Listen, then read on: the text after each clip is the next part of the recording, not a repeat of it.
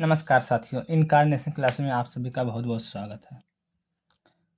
आज के लेक्चर में हम जो है डीएलएड फर्स्ट सेमेस्टर साइंस का जो सब्जेक्ट है 2023 का जो पेपर हुआ था साइंस का, उसको हम पूरा सॉल्यूशन करवाएंगे।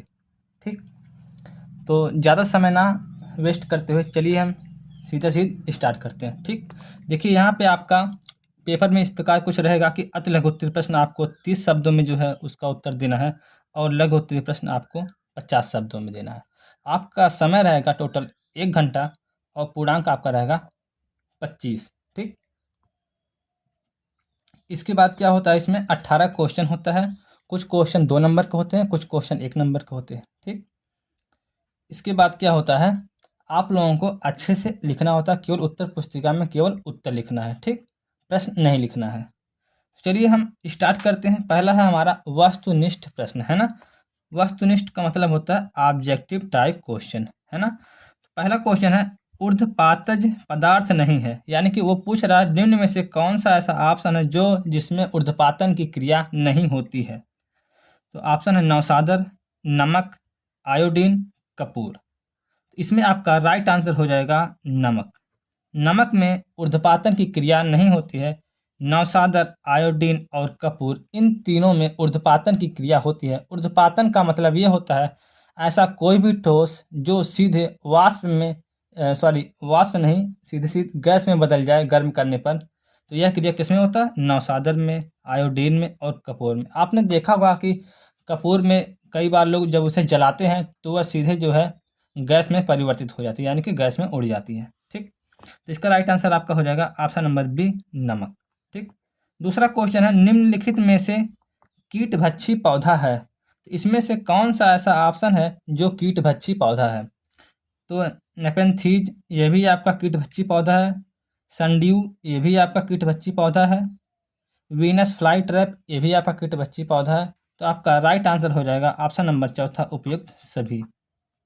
आप देखेंगे पेपर देते समय किसी भी प्रश्न में जब उपयुक्त सभी वाला ऑप्शन जब दिया रहेगा तो अक्सर आपका वही आंसर सही होता है। अगर आपको आंसर नहीं याद आ रहा है और ऑप्शन में दिया है उपयुक्त सभी, तो आप लोग टिक कर दीजिएगा। ठीक, और एक भी क्वेश्चन छोड़ के मत आइएगा। ठीक, अगला क्वेश्चन है नमक के विलयन से नमक प्राप्त करने की विधि क्या कहलाती है। यानी कि जैसे नमक का विलयन होता है, नमक और पानी का घोल होता है, तो उसमें अगर मान लीजिए नमक केवल प्राप्त करना हो तो कैसे प्राप्त होगा। तो कैसे प्राप्त होता, तो वाष्पन के द्वारा। वाष्पन द्वारा क्या करेंगे, हम पानी को गर्म कर देंगे और जो पानी जो रहेगा वो भाप बनकर उड़ जाएगा और नीचे जो है नमक बैठ जाएगा। तो इससे हम नमक को अलग कर लेंगे।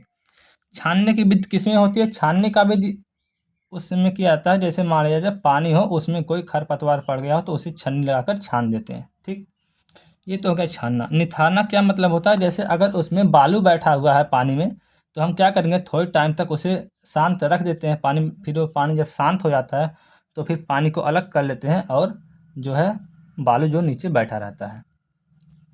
अगला ऑप्शन है इनमें से कोई नहीं, तो ये तो होगा नहीं। तो इसका राइट आंसर क्या हो जाएगा? वाष्पन विधि द्वारा। ठीक, अगला क्वेश्चन है द्रव्यमान का मात्रक है। द्रव्यमान का मात्रक क्या है? क्विंटल, किलोग्राम, ग्राम, टन। तो इसका राइट आंसर हो जाएगा किलोग्राम। ठीक, द्रव्यमान का मात्रक क्या होता है? किलोग्राम में होता है। अगला क्वेश्चन है प्रकाश संश्लेषण में उत्पन्न होने वाली ऑक्सीजन निकलती है। तो जो प्रकाश संश्लेषण में जो उत्पन्न होने वाली जो ऑक्सीजन होती है वो निकलती है आपका जल से। ठीक है, तो इसका राइट आंसर आपका हो जाएगा पहला ऑप्शन, जल से। ये आपका पांचों क्वेश्चन हो गया। अब हम आते हैं अति लघु उत्तरीय क्वेश्चन पर, जिसे हमें डिस्क्रिप्टिव यानी कि लिखना है अच्छे से। तो चलिए हम लिखते हैं। पहला क्वेश्चन है रेन वाटर हार्वेस्टिंग से आप क्या समझते हैं। तो इसका मतलब ये होता है,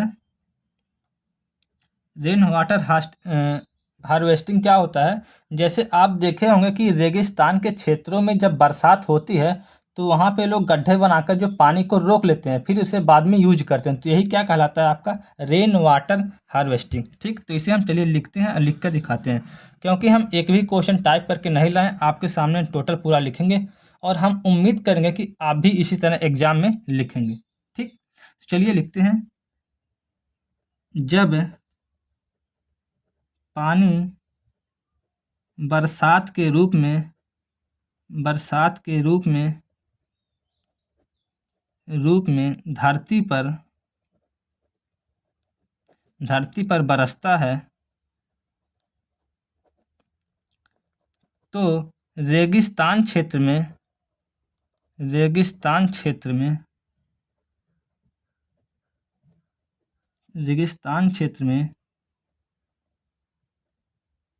गड्ढे बनाकर पानी को रोक लेते हैं फिर उसी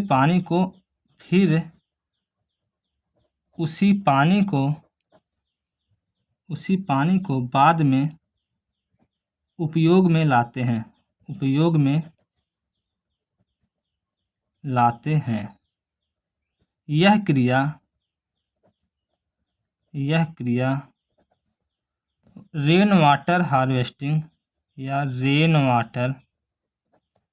हार्वेस्टिंग कहलाती है। हार्वेस्टिंग कहलाती है। बात समझ में आई? हमने आपके सामने पूरा अच्छे से लिख दिया। हाँ, हो सकता है मेरी राइटिंग थोड़ी सी खराब हो, आपकी राइटिंग अच्छी होगी तो आप जो है बहुत अच्छे से लिखिएगा। ठीक, चलिए थोड़ा सा हम पानी पी लेते हैं, फिर इसके बाद अगले क्वेश्चन को हम सॉल्व करते हैं।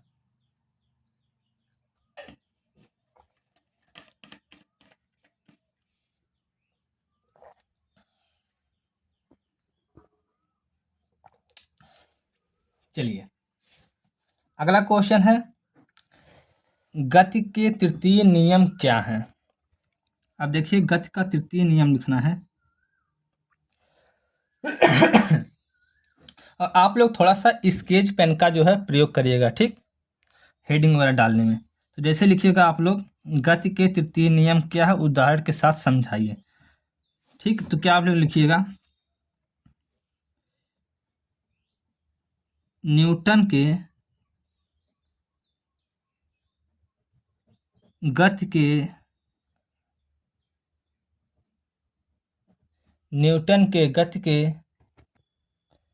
क्या हो जाएगा, न्यूटन के गति के तृतीय नियम को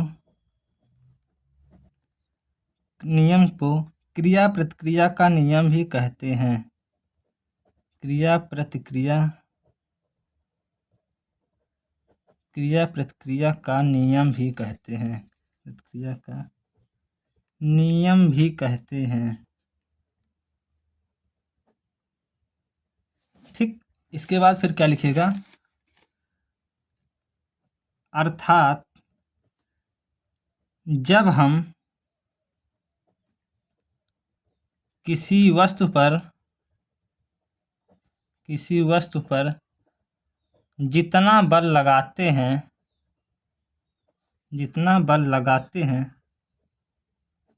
वह वस्तु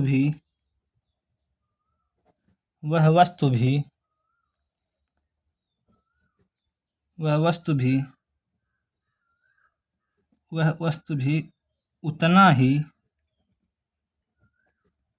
बल लगाकर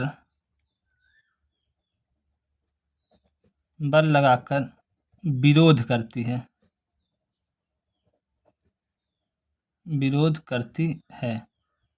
यह प्रक्रिया या यह क्रिया क्रिया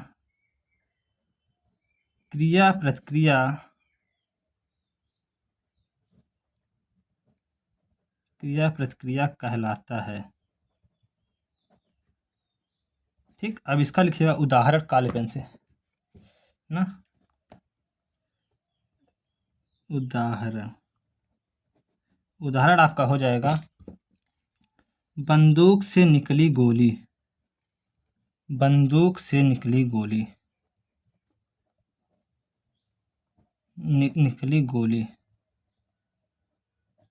ठीक, ये आपका हो गया पूरा आंसर। एक ही नंबर में लिखना है तो इतना काफ़ी है। ठीक है, अब हम चलते हैं अगले क्वेश्चन पर। अगला क्वेश्चन देखिएगा कितना आसान है बिल्कुल। इधर पेज छूटा कि नहीं, एक सेकंड में देख लेते हैं। चलिए कोई बात नहीं, एक नंबर का क्वेश्चन है तो ज़्यादा इसमें नहीं लिखना है। तो हम स्टार्ट करते हैं। पदार्थ की वह कौन सी अवस्था है जिसमें पदार्थ का आयतन तो निश्चित होता है परंतु आकृति अनिश्चित होती है। तो आप सभी लोग जानते हैं पदार्थ की वह कौन सी अवस्था है? पदार्थ की वह द्रव अवस्था है ना? पदार्थ की वह द्रव अवस्था है जिसमें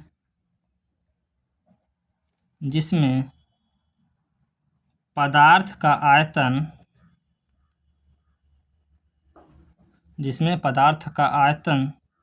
तो निश्चित होता है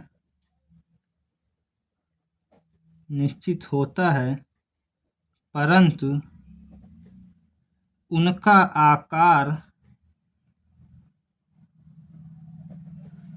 आकार अनिश्चित होता है। कैसा होता है? अनिश्चित। उनका आकार अनिश्चित होता है। ठीक, बात समझ में? कैसे? अब देखिए, जैसे मान लीजिए कोई बोतल का पानी है। अब इसमें भरा हुआ है 1 लीटर पानी। कितना? 1 लीटर पानी। 1 लीटर पानी भरा हुआ है, लेकिन अगर वही मान लीजिए किसी छोटे बाउल में अगर मान लीजिए रख दिया जाए या इस छिछले हुए बाउल में रख दिया जाए 1 लीटर पानी, तो देखिए इसका आकार कुछ इस प्रकार हो जाएगा, लेकिन आकार में परिवर्तन तो हो गया। तो आप लिखेंगे आकार में परिवर्तन, लेकिन आयतन में नहीं। ठीक, बात समझ में आई? आयतन का मतलब अगर 1 लीटर यह है तो यह भी 1 ही लीटर होगा। ठीक, 1 लीटर। ऐसा नहीं है कि यह 1 लीटर है तो यह ज़्यादा दूर में फैल गया तो यह 2 लीटर हो जाएगा। ऐसा बिल्कुल भी नहीं है। इसीलिए आयतन तो निश्चित होता है लेकिन आकार अनिश्चित हो जाता है। ठीक, आगे बढ़ें।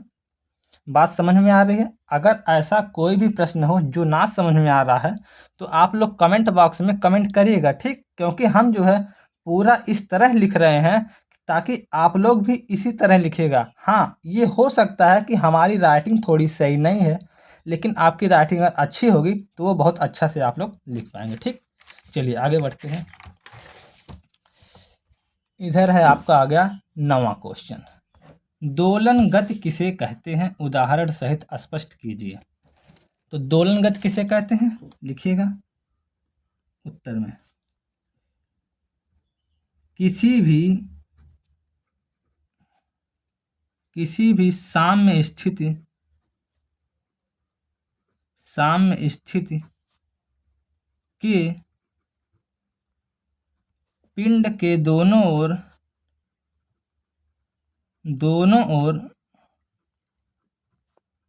गति करना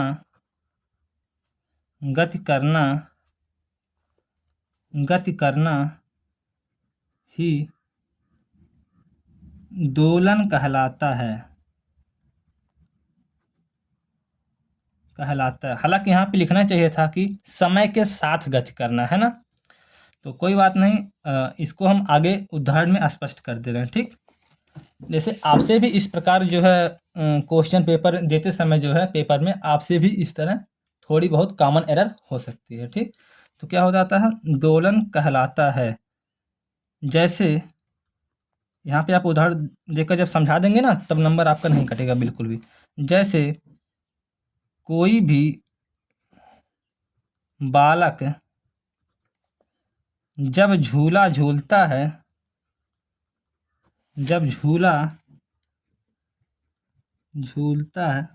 है तो वह एक समयांतराल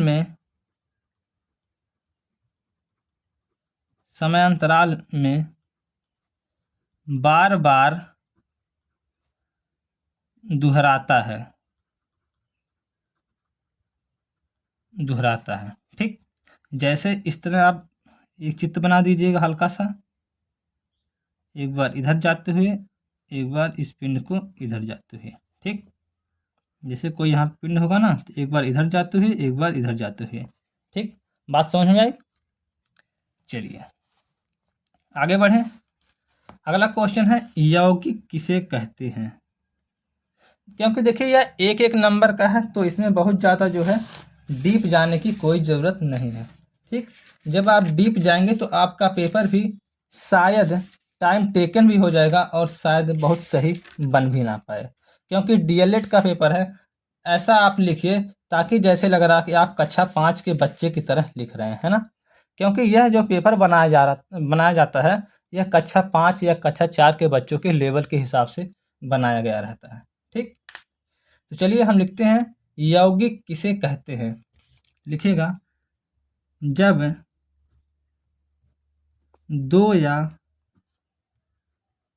दो से अधिक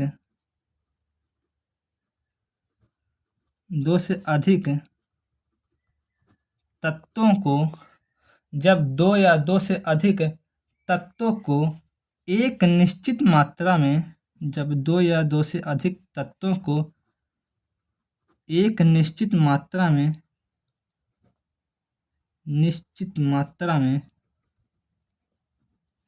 या निश्चित मात्रा या निश्चित अनुपात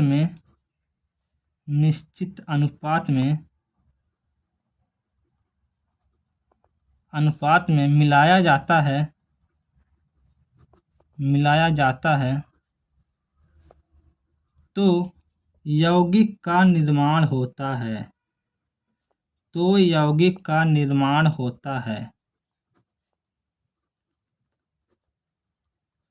ठीक, अब इसके बाद जब यौगिक का निर्माण होता है तो आप लोग लिख दीजिएगा उदाहरण इसको जो है आप लोग काले पेन से लिख दीजिएगा ना, सही रहेगा थोड़ा सा। चलिए उदाहरण में लिखिएगा HCl, है ना, या आप लोग लिखिएगा NaCl, है ना, सही रहेगा। NaCl जैसे आपका मिलता है Na+Cl-, जब इन दोनों को जब मिलाया जाता है तो आपका क्या बनता है NaCl। तो यह क्या है, यह आपका जो है यौगिक का उदाहरण हो जाएगा। ठीक, आगे बढ़ें। बात समझ में आ रही है तो तुरंत जो है वीडियो को लाइक कर दीजिए और चैनल को सब्सक्राइब कर दीजिए। ठीक, आगे बढ़ते हैं। अगला क्वेश्चन है मृतोपजीवी से आप क्या समझते हैं।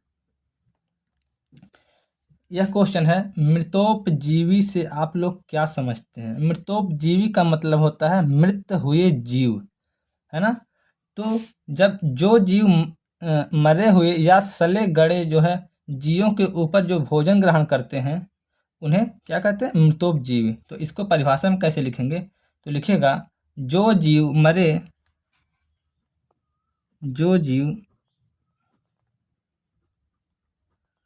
सड़े गले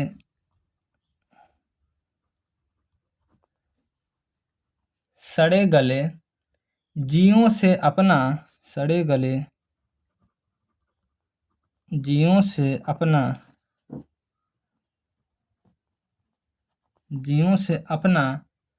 भोजन ग्रहण करते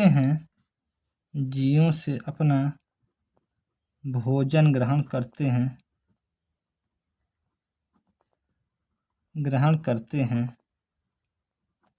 मृतोपजीवी कहलाते हैं, है ना, या उन्हें मृतोपजीवी कहते हैं। मृतोपजीवी कहते हैं। जैसे आपका उदाहरण में लिख लीजिएगा, जैसे आपका हो जाएगा कवक, क्या कवक, या आप मान लीजिए फफूद ज़्यादा सही रहेगा, कवक उतना सही नहीं रहेगा। ठीक, फफूद। ठीक, इतना हो गया। एक एक नंबर का है तो इतना ही लिखेंगे बिल्कुल। ठीक, क्योंकि हमें टाइम भी बचाना है और सारा क्वेश्चन भी लिखना है। अब अगला क्वेश्चन आ जाता है भोजन एकत्रीकरण हेतु तने में होने वाले रूपांतरण को उदाहरण सहित समझाइए। तो इसका उत्तर क्या लिखेंगे, तो ऐसे पौधे जो भोजन के रूप में जो तने जो होते हैं उनके ज़मीन में जो है वो भोजन जब संचय करते हैं तो उनका तना क्या हो जाता है, फूल जाता है ना। तो उसी के बारे में लिखना, उसका रूपांतरण कैसे होता है। ठीक, चलिए लिखेंगे इसका उत्तर कैसे। लिखिएगा कई पादप कई पादपों या पौधों में कई पादपों या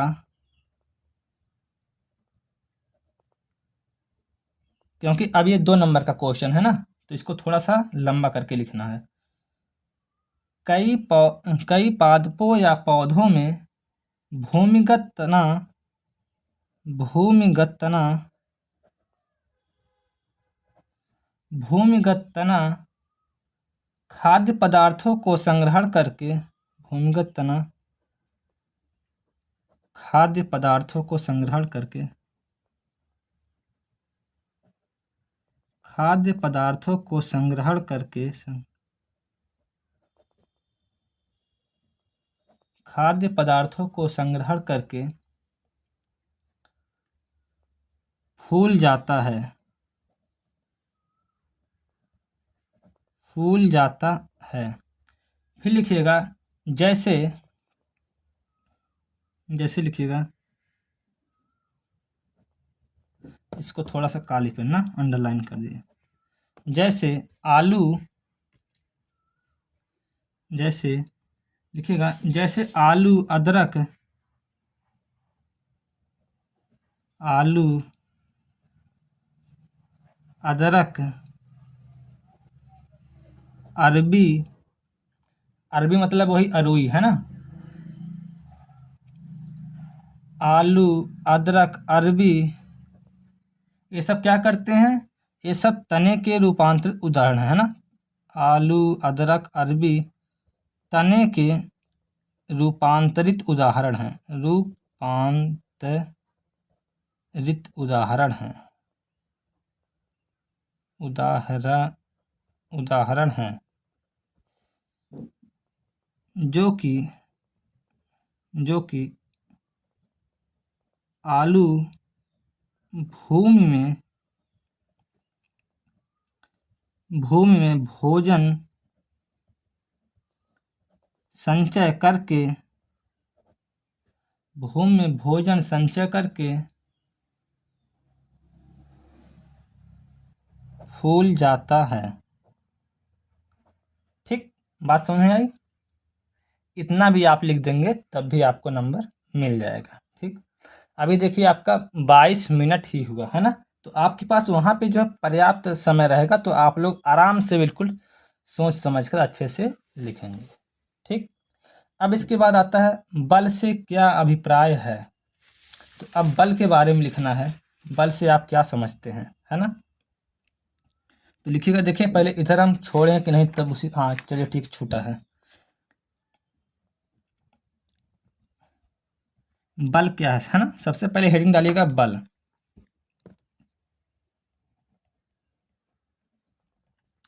बल क्या है समझिएगा। बल वह बाह्य कारक है, एक सेकंड थोड़ा पानी पी लेना, आवाज चेंज हो रही है।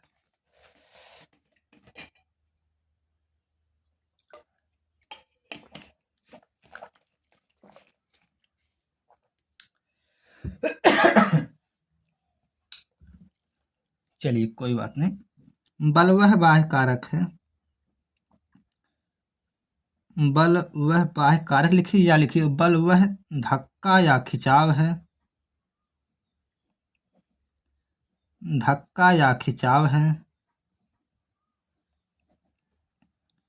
जो समय के साथ किसी भी स्थिति में परिवर्तन करने का, किसी भी वस्तु की स्थिति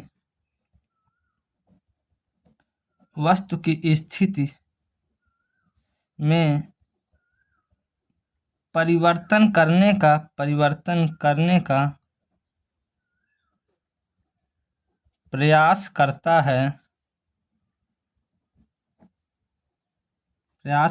है या प्रयत्न करता है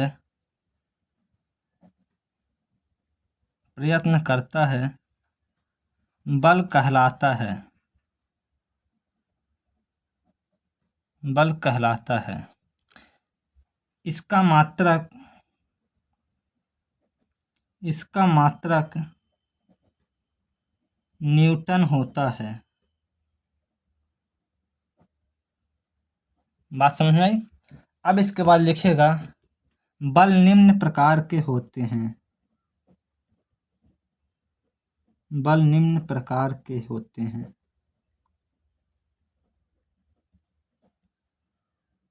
है ना?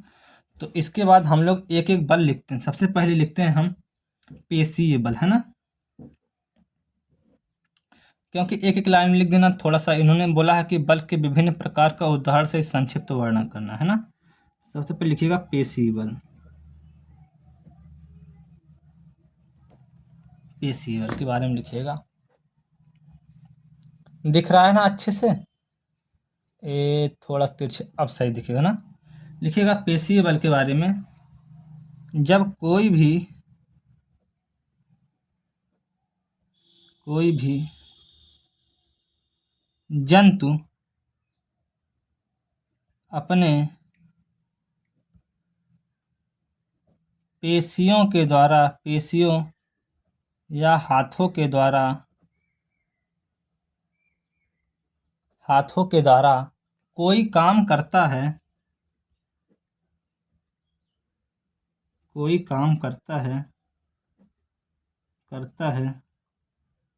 तो उसमें लगने वाला बल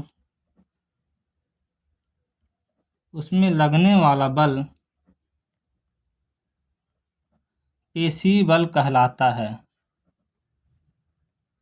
पेशीय बल कहलाता है। बात समझ में आई? ये आपका होगा पेशीय बल। ठीक, चलिए अब चलते हैं अगले टाइप पर। अगला टाइप क्या आपका है?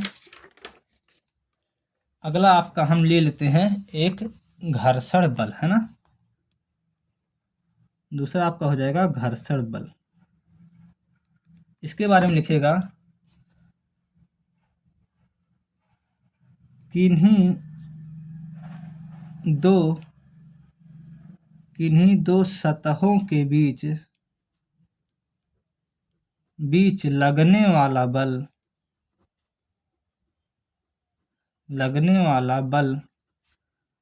घर्षण बल कहलाता है। घर्षण बल कहलाता है।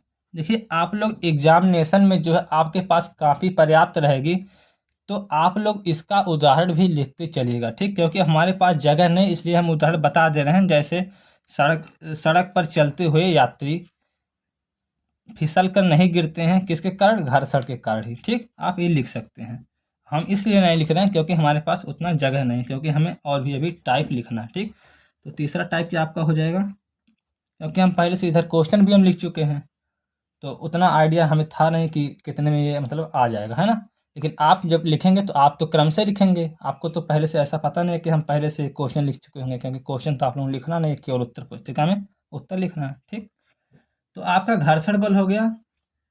अब इसके बाद जैसे कुछ हानियाँ भी हैं इसके, कुछ लाभ भी हैं, तो आप लोग अगर इसको लंबा और लिखना चाहते हैं तो लिख सकते हैं, ठीक है? इसके बाद आपका आता है घर्षण बल हो गया, फिर इसके बाद आपका आता है गुरुत्वाकर्षण बल, ठीक? चलिए, गुरुत्वाकर्षण बल, ठीक?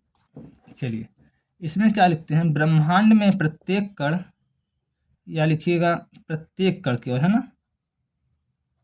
प्रत्येक कणों पर आकर्षण, प्रत्येक कण एक दूसरे से, ऐसे लिखिएगा, प्रत्येक कण एक दूसरे से गुरुत्वाकर्षण बल के कारण, गुरुत्वाकर्षण, है ना? कर्षण बल के कारण एक दूसरे से बंधे हैं। एक दूसरे से बंधे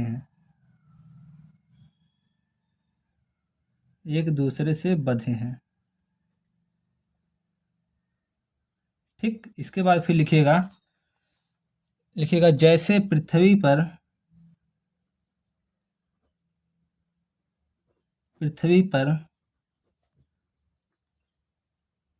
कोई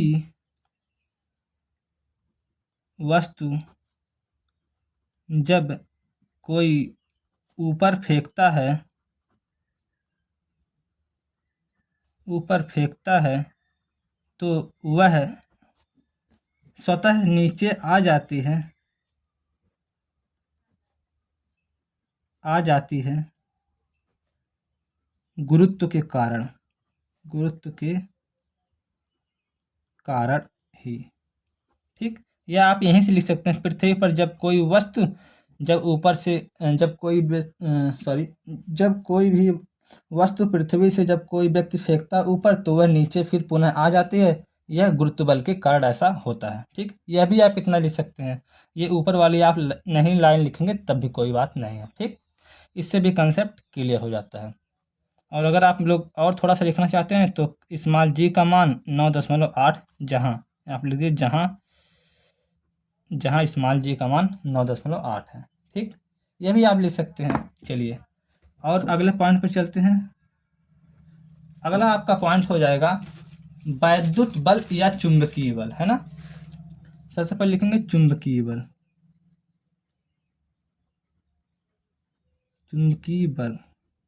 इतने में अगर आप विस्तार करना लग जाएंगे तो बहुत ज़्यादा वर्ड हो जाएगा, लेकिन फिर भी हमें एक एक लाइन लिखना है तो जल्दी जल्दी लिख लेते हैं, है ना। सबसे पहले क्या लिखेंगे, चुंबकीय बल। तो लिखिएगा चुंबक के ध्रुवों के मध्य चुंबक के ध्रुवों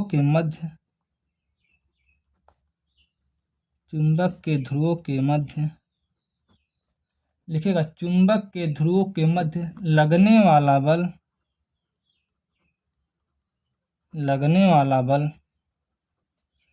चुंबकीय बल कहलाता है।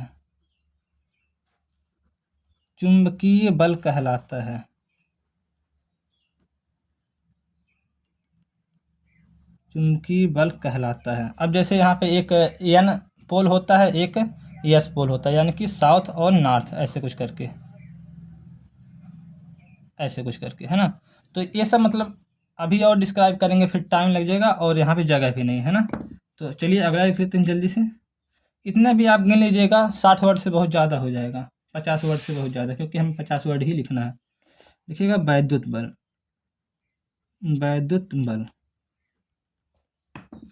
वैद्युत में लिखिएगा दो आवेशित कणों के बीच लगने वाला बल।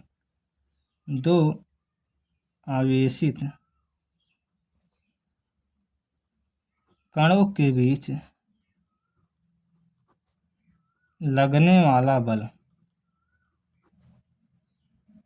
जैसे आपने देखा होगा कि जैसे जब अगर आप यही पेन है अगर आप सिर में जो है रगड़ेंगे तो आप कागज़ के पास ले जाएंगे तो वह कागज़ चपक जाएगा। तो यह किसके कारण होता है, वैद्युत बल के कारण।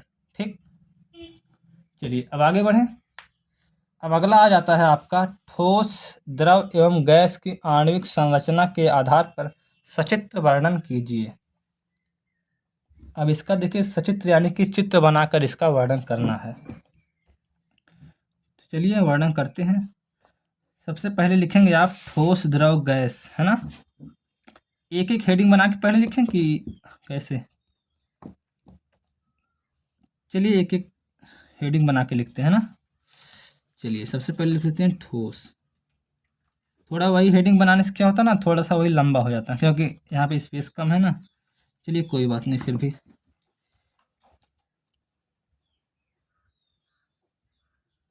ठोस वह पदार्थ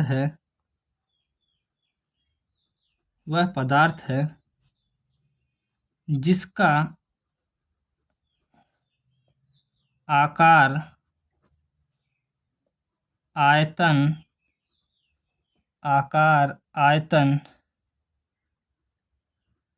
सभी निश्चित होता है।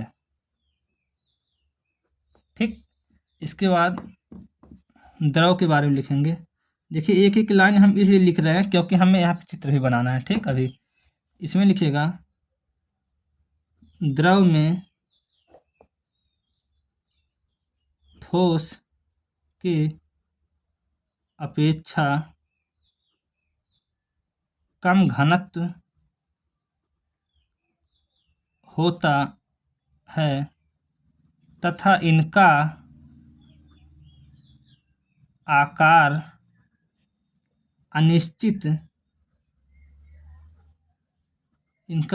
अनिश्चित तथा आयतन निश्चित होता है। ठीक, इसके बाद गैस के बारे में लिखेंगे।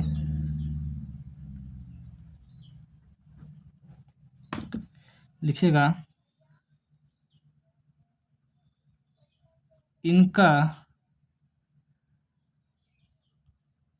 ठोस द्रव की अपेक्षा बहुत कम घनत्व होता है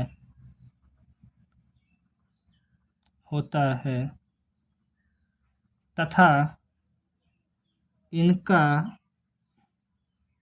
आयतन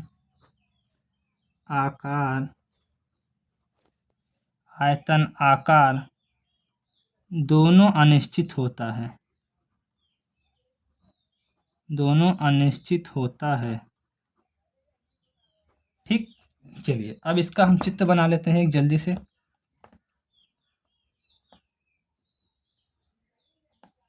ऐसे ऐसे 3 डिब्बा बनाएंगे। फिट आप लोग लिए रहेंगे ना, तो आप लोग फिट से बनाइएगा, ज़्यादा बेटर रहेगा। यहाँ पे लिखिएगा ठोस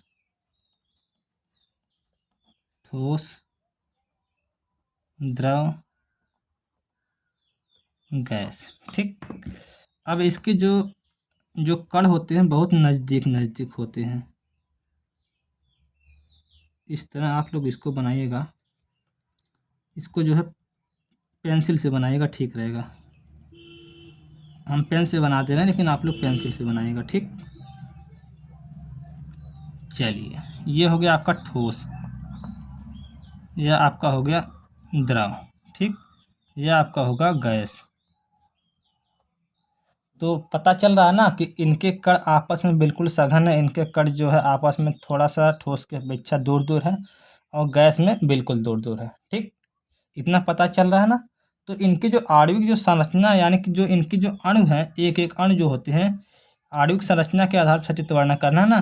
तो इनके अणुओं के बीच जो है अंतरा आणविक बल जो है ना बहुत लगता है ठोस के, और ठोस की अपेक्षा द्रव में कम लगता है, द्रव की अपेक्षा गैस में भी सबसे कम लगता है। ठीक, तो ये सब आप अगर लिखना चाहेंगे विशेषताएं में, तो आप लोग लिख सकते हैं ठोस द्रव गैस के बीच में, या तो अंतर बना के, या जो है जब आपकी पेज बचा रहेगा तो आप लोग लिख सकते हैं। ठीक, चलिए हम चलते हैं अगले क्वेश्चन पर। आपके पास जब टाइम बची रहेगी तभी आप लोग इतना जो है मतलब लंबा चौड़ा लिखना है ना, नहीं तो पता लगे कि पेपर ही छूट गया, तो ऐसा ना हो पाए। पहले पूरा पेपर सॉल्व कर लेना, तब देखना हाँ हमारे पास टाइम बची है, तब आप लिखना, मतलब चित्र वगैरह थोड़ा सा, हाँ हालांकि चित्र तो बना ही देना। चलिए आप लोग कोशिश करिएगा जो लघुत्तरी वाला क्वेश्चन है वो एक पेज पर एक ही लिखें, ताकि जब नीचे जब जगह बची रहेगी तब आप आगे चल के जब टाइम बचा रहेगा तो एक्स्ट्रा उसमें आप ऐड कर सकते हैं। ठीक, हाँ और एक बात और, कोई भी क्वेश्चन जो है आप लोग आगे पीछे मत लिखना, तभी जो है नंबर उल्टा पल्टा टीचर देते हैं, जब उनका दिमाग खराब होता है। जब आप लोग कोई 2 नंबर वाला क्वेश्चन पहले लिख देते हैं, फिर 1 नंबर वाला बाद में देते हैं, तो उसी में वो 1-1 नंबर 2-2 नंबर जान नहीं पाते हैं, तो जल्दी जल्दी उसी में उल्टा पल्टा चढ़ा देते हैं नंबर।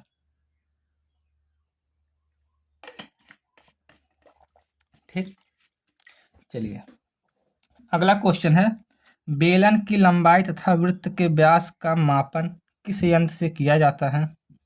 उसका नाम बताते हुए उस यंत्र का अल्पतमांक लिखिए। अल्पतमांक लिखना है ना। चलिए तो अल्पतमांक में लिखिएगा बेलन की लंबाई तथा, तो हम लोग बेलन की लंबाई किससे नापते हैं? वर्नियर कैलिपर से ना। ठीक है, बेलन की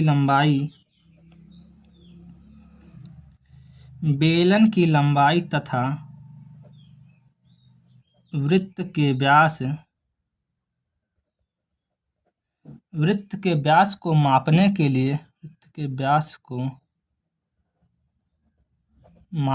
लिए वर्नियर कैलिपर्स का प्रयोग करते हैं? वर्नियर कैलीपर्स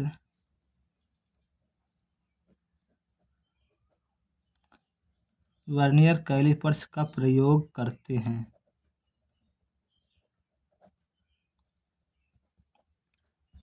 वर्नियर कैलीपर्स का प्रयोग करते हैं। वर्नियर कैलीपर्स से वर्नियर कैलीपर्स से वर्नियर कैलीपर्स से दशमलव के 2 अंक तक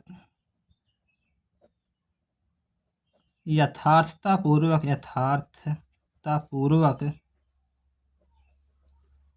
माप लेते हैं, माप सकते हैं। जैसे आपका हो जाएगा 0.01 मापा जा सकता है। ठीक। और यहाँ पे आप लगा दीजिएगा mm, है ना, mm यानी कि मिलीमीटर। और आप लोग अगर वर्नियर कैलीपर्स का चित्र बनाना जानते हैं तब तो ठीक है। वैसे हमारे पास यहाँ पे जगह नहीं बची है। हम पेंसिल है यहाँ पे, 1 सेकंड, पेंसिल अगर मिल जाए तो। अभी कहाँ है? चलिए, पेंसिल नहीं है फिर भी कुछ हम बताएं या फिर रहने दें? वैसे रहने दीजिए, क्योंकि आप लोग बना भी नहीं पाएंगे, है ना, तो हमें बनाने का कोई मतलब नहीं निकलेगा। ऐसे कुछ करके बनता है ना। तो फिर इसमें जो है, फिर इधर इसमें कुछ फिट रहता है, स्केल रहता है, फिर इसमें जो है अल्पतमांक लिखा रहता है, फिर यहाँ पे जो है इसके बीच जो है इसको फंसा के जो है किसी भी व्यास को कस लेते हैं। ठीक है। फिर इधर स्केल थोड़ा सा निकला रहता है, यहाँ पे स्क्रू गेज रहता है, इसके माध्यम से टाइट कर लेते हैं।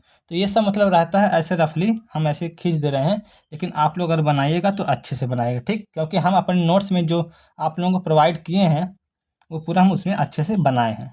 ठीक। तो आशा है कि मतलब बात समझ में आ गई होगी। चलिए बढ़ते हैं अगले क्वेश्चन पर। अगला क्वेश्चन है, वाष्पन तथा क्वथनांक में अंतर क्या है? तो अगली हेडिंग बनेगी वाष्पन तथा क्वथनांक। तो सबसे पहले आप अंतर करके लिखिएगा ना, तब ठीक रहेगा। इस तरह एक तरफ हो जाएगा आपका वाष्पन, एक तरफ आपका हो जाएगा क्वथनांक। तो सबसे पहले आप लिखिएगा वाष्पन,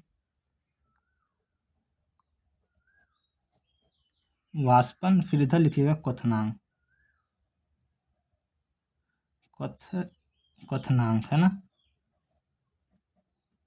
चलिए पहला पॉइंट लिखिएगा इसमें, वाष्पन में सबसे पहला पॉइंट लिखिएगा, यह केवल क्वथनांक पर होता है। वाष्पन जो होता है, लिखिएगा वाष्पन केवल क्वथनांक पर होता है। क्या मैंने लिख दिया? वाष्पन केवल क्वथनांक पर होता है।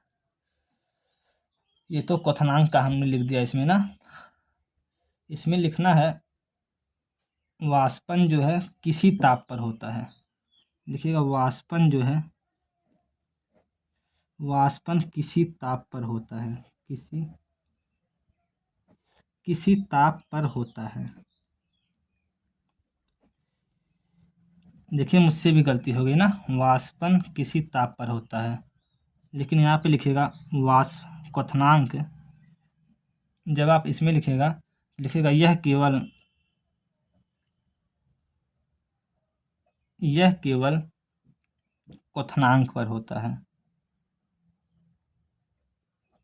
क्वथनांक पर होता है। दिख रहा है ना। क्वथनांक का मतलब वही होता है कि जब पानी को बहुत तेज़ी से जब उबालते हैं तो ये क्वथनांक हो जाता है। वाष्पन वही आपका होता है, जब धीरे धीरे पानी भाप बनकर उड़ जाता है तो ये आपका वाष्प हो जाता है। ठीक। फिर इसके बाद अगला पॉइंट लिखिएगा, वाष्पन में यह एक शांत और धीमी क्रिया है। यह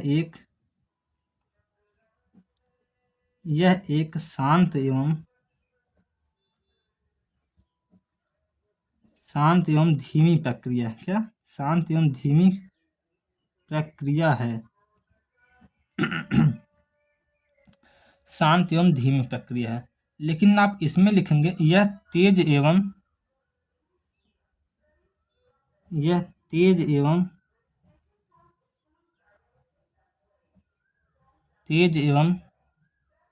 इसमें क्या होता है, ध्वनि निकलती है बुलबुले के साथ ना, तेज एवं ध्वनि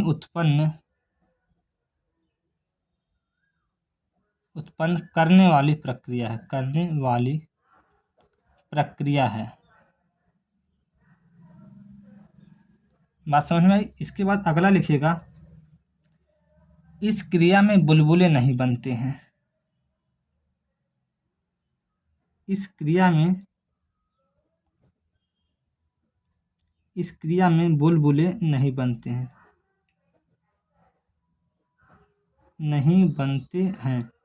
कैसे बुलबुले नहीं बनेंगे? जब आप कोई भी पानी, जब अगर बोतल में अगर आप रखे रहेंगे, अगर आप घर में रखे रहेंगे तो क्या उसमें बुलबुला बनेगा? लेकिन आप देखेंगे कुछ दिन बाद धीरे धीरे वो पानी वह क्या होता है, ख़त्म हो जाता है। वह क्यों होता है? वह भी जो है वाष्प बनकर उड़ जाता है। ठीक, इसमें लिखिएगा, इस क्रिया में बुलबुले बनते हैं। जब आप तेज़ी से जब आप हीट यानी कि गर्म करेंगे तो वो उनके बुलबुले के कण क्या होते हैं, इधर उधर दौड़ने लगते हैं, बुलबुले बनते हैं। ठीक, इसके बाद अगला पॉइंट लिखिएगा। आप लोग 4 पॉइंट लिख दीजिएगा, बस उतना ही बहुत है। लिखिएगा, यह सतह पर होने वाली प्रक्रिया है।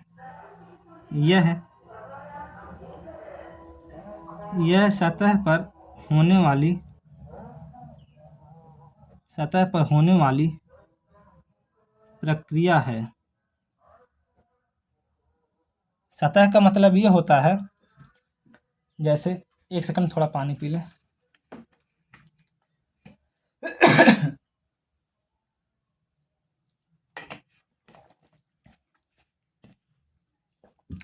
देखिए, सतह का मतलब ये होता है कि जब आप पानी रखे रहेंगे किसी बोतल में या किसी बर्तन में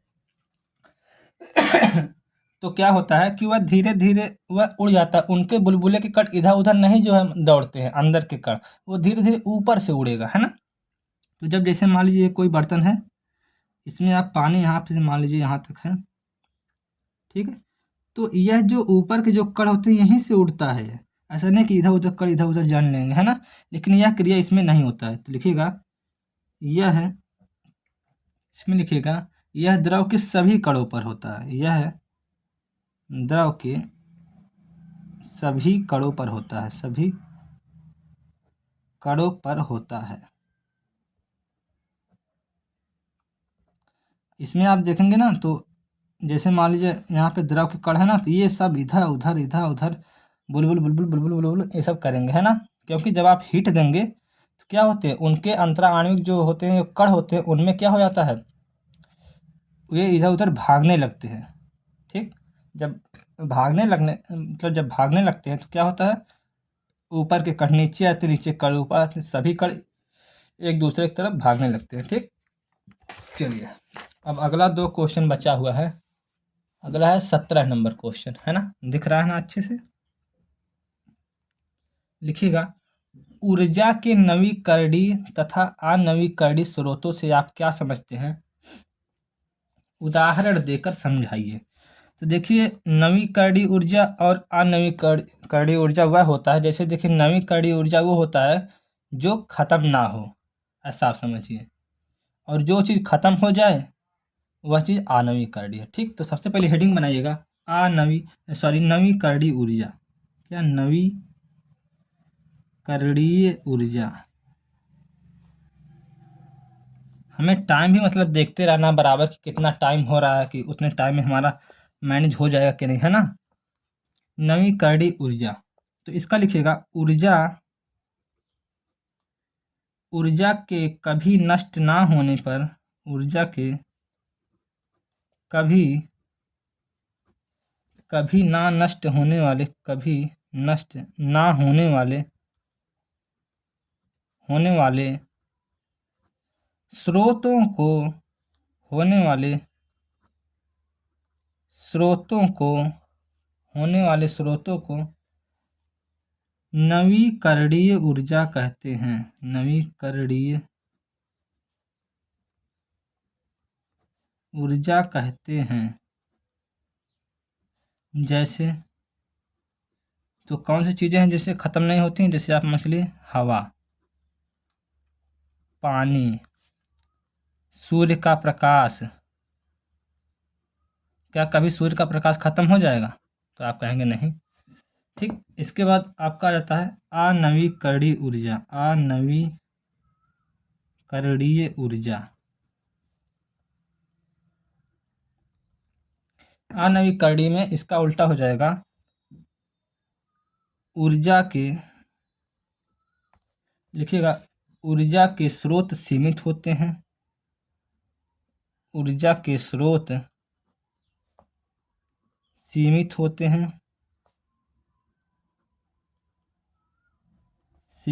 हैं। इसे अनवीकरणीय ऊर्जा कहते हैं।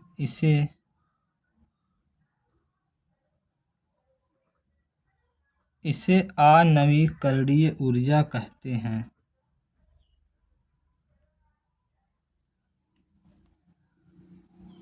इसे अनवीकरणीय ऊर्जा कहते हैं।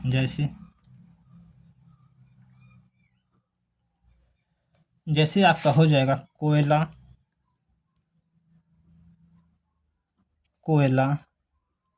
पेट्रोलियम, आदि, है ना। यानी कि हमें पता है कि जो चीज़ों को यूज करने के बाद हमें कुछ समय बाद ख़त्म हो ही जाएगा, है ना। तो ये क्या हो जाएगा? अनवीकरणीय ऊर्जा के उदाहरण हो जाएंगे। ठीक, इसके बाद अगला है, लास्ट है,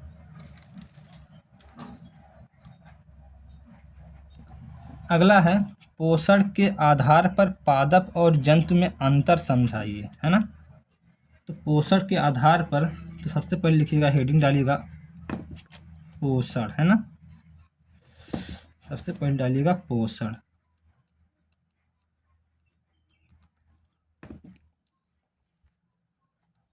लिखिएगा पौधे स्वपोषी होते हैं।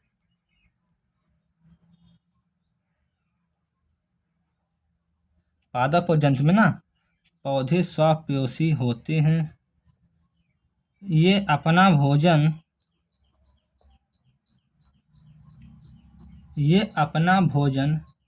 प्रकाश संश्लेषण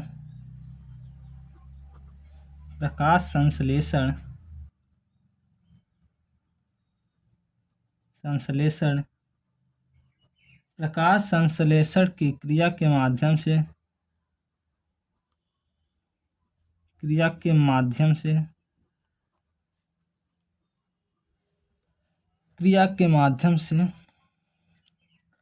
भोजन स्वयं तैयार करते हैं। प्रकाश संश्लेषण क्रिया के माध्यम से भोजन स्वयं तैयार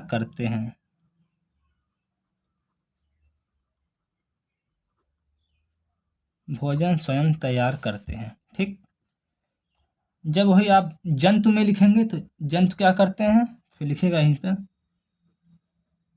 लेकिन दिख रहा है ना, एक सेकंड, तीर से हो गया थोड़ा सा, हाँ अब सही है।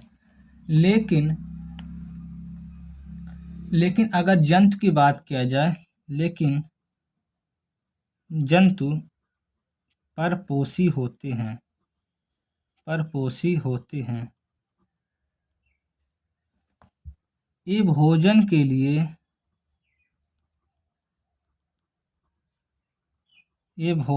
लिए दूसरों पर निर्भर रहते हैं।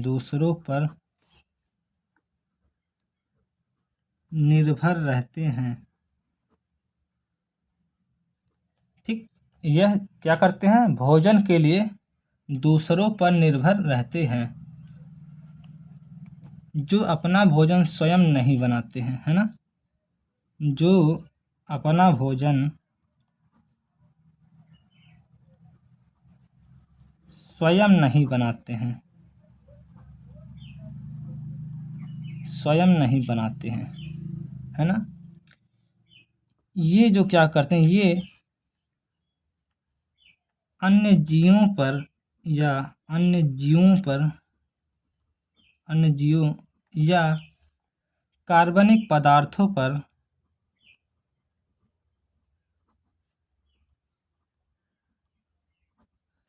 अन्य जीवों या कार्बनिक पदार्थों पर क्या करते हैं, निर्भर रहते हैं, पदार्थों का सेवन करते हैं।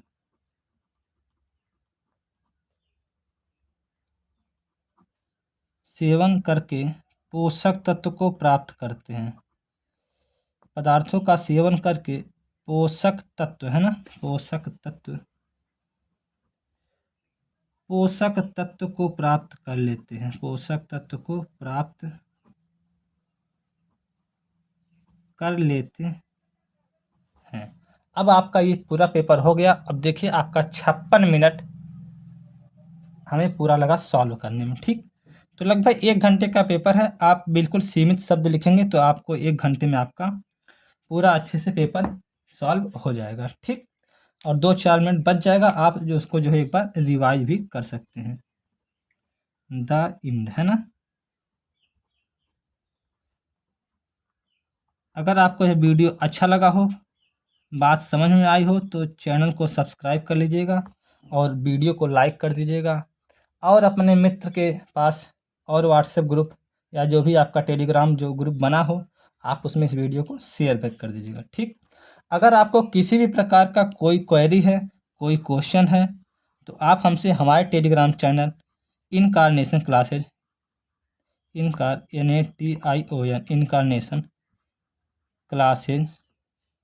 इनकार्नेशन क्लासेज टेलीग्राम चैनल पर आप जुड़ सकते हैं, ठीक। और अगर कोई ज़्यादा समस्या है कोई बात के लेके, तो आप हमारे इस नंबर पर 8948254140 इस पर आप जो है कॉल करके भी संपर्क कर सकते हैं, ठीक। तो फिर मिलते हैं आपसे एक नेक्स्ट वीडियो में। और आपका जो है संडे को टेस्ट होगा शाम 7 बजे, और आपका इसी पर जो है टेस्ट पेपर भेजा जाएगा इनकार्नेशन क्लासेज के टेलीग्राम चैनल पर, ठीक। तो आप 7 बजे जो है आप वहाँ से जो है टेस्ट दीजिए 7 से लेकर 8 बजे तक, और आपका 5 मिनट का एक्स्ट्रा टाइम दिया जाएगा ताकि आप फ़ोटो क्लिक करके उसमें आप जो है भेज सकें अपनी उत्तर पुस्तिका का, ठीक। इसके बाद वह चैनल बंद हो जाएगा, फिर आप उत्तर पुस्तिका नहीं भेज पाएंगे, ठीक। तो आप लोग जो है संडे को तैयार रहिएगा। साइंस का पेपर हम मतलब अभी तक बनाए तो नहीं है, लेकिन आज जो है शाम तक बना लेंगे। इसके बाद जो है संडे को शाम को 7 बजे टेस्ट होगा, तो आप लोग उसको ज़रूर दीजिएगा। Thank you, bye bye, take care. मिलते हैं फिर नेक्स्ट वीडियो में।